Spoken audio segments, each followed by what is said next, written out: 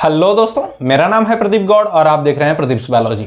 देखिए, जब भी हम काउंसलिंग की बात करते हैं किसी भी कॉम्पिटिटिव एग्जाम में, चाहे वो JEE का हो, चाहे नीट का हो या फिर अदर एग्जाम, तो हमेशा एक डाउट रहता है कि हमारा जो सर्टिफिकेट है, चाहे वो EWS का हो या फिर नॉन क्रीमी लेयर OBC का हो या फिर SC और ST का हो, ठीक है, तो उसकी वैलिडिटी कितने टाइम की होती है, कब हमें दूसरा बनवाना पड़ सकता है या रिन्यू कराना पड़ सकता है, उसके बारे में हम जानेंगे। ठीक है, ज़्यादा टाइम नहीं लूंगा, छोटी सी वीडियो है, बस आपको पूरा देखना है, समझ लेना है। ठीक है, और हाँ, इसी तरह की इंफॉर्मेटिव वीडियो पाने के लिए आप हमारे चैनल से जुड़ सकते हैं, हमें सब्सक्राइब कर सकते हैं। ध्यान से समझिए, EWS सर्टिफिकेट जो है वो जनरल कैटेगरी के स्टूडेंट के लिए वैलिड होता है और EWS का जो सर्टिफिकेट है वो फाइनेंशियल ईयर के लिए होता है, 1 फाइनेंशियल ईयर। तो हमारा जो 1 फाइनेंशियल ईयर होता है बच्चों, मैं आपको बता दूं, 1 अप्रैल से लेकर के वो चलता है 31 मार्च तक। ठीक है, ये हमारा फाइनेंशियल ईयर होता है। तो याद रखिएगा, अगर आप 2024 में काउंसलिंग कराना चाहते हैं नीट में, JEE में या फिर किसी अदर एग्जाम में, तो आपको जो ये EWS का सर्टिफिकेट है ये बनवाना पड़ेगा 1 अप्रैल 2024 के बाद। और ये कब तक वैलिड रहेगा?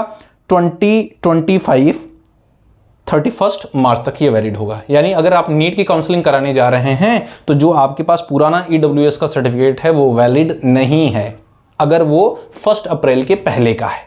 यानी आपको अब जाकर के 1 अप्रैल के बाद EWS सर्टिफिकेट बनवाना पड़ेगा। क्लियर है? वहीं बात करें नॉन क्रीमी लेयर OBC। अब creamy layer, non creamy layer क्या होता है ये समझ लीजिए जरा।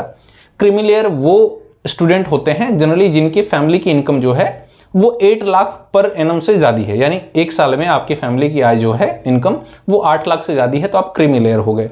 उससे कम है तो नॉन क्रीमी लेयर हैं आप। ठीक है, तो नॉन क्रीमी लेयर जो OBC है, अगर आप सेंट्रल का सर्टिफिकेट बनवाएंगे तो वो 1 ईयर के लिए ही एप्लीकेबल होता है, 1 ईयर के लिए भी उसकी वैलिडिटी होती है। लेकिन जो स्टेट का होता है वो 3 ईयर के लिए होता है।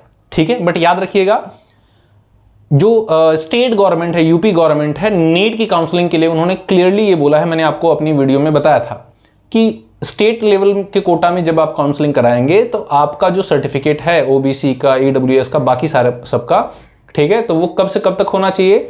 1 अप्रैल 2024 के बाद का होना चाहिए, या फिर EWS की हम बात करें या फिर OBC नॉन क्रीमी लेयर की। ठीक है, तो 1 अप्रैल 2024 के बाद का आपका सर्टिफिकेट होना चाहिए नॉन क्रीमी लेयर का। ठीक है, SC और ST की बात करें हम, तो SC का जो होता है मेरे बच्चों, ये लाइफ टाइम होता है, एक बार आपने बनवा लिया तो ये हमेशा के लिए हो जाएगा। और ST का भी लाइफ टाइम के लिए होता है। ऐसा क्यों सर? देखिए, जो EWS है और OBC का सर्टिफिकेट है ये फाइनेंशियल कंडीशन पर डिपेंड करता है, इसीलिए आपको बनवाने की जरूरत पड़ती है बार बार। लेकिन जो ST और SC कैटेगरी का सर्टिफिकेट है उसे बार बार बनवाने की जरूरत नहीं पड़ती, क्योंकि उसमें कोई भी फाइनेंशियल कंडीशन उसमें इंक्लूड नहीं है। क्लियर है बच्चों? जैसा कि मैंने आपको बताया, यूपी गवर्नमेंट ने बताया कि नीट 2024 में एडमिशन लेना है तो आपका जो सर्टिफिकेट है वो कब से कब तक का होना चाहिए? EWS और OBC के लिए बोल रहा हूं, कब से कब तक का? आफ्टर 1 अप्रैल होना चाहिए 2024। बाकी इसी तरह की इंफॉर्मेटिव वीडियो पाने के लिए सब्सक्राइब करें प्रदीप्स बायोलॉजी को, और किसी अदर टॉपिक पर वीडियो चाहते हैं तो कमेंट सेक्शन में मेंशन करिए, मैं उस पर्टिकुलर टॉपिक पर वीडियो बनाकर आपको प्रोवाइड कर दूंगा। मिलते हैं आपसे नेक्स्ट वीडियो में एक नई इन्फॉर्मेशन के साथ, तब तक के लिए जय हिंद।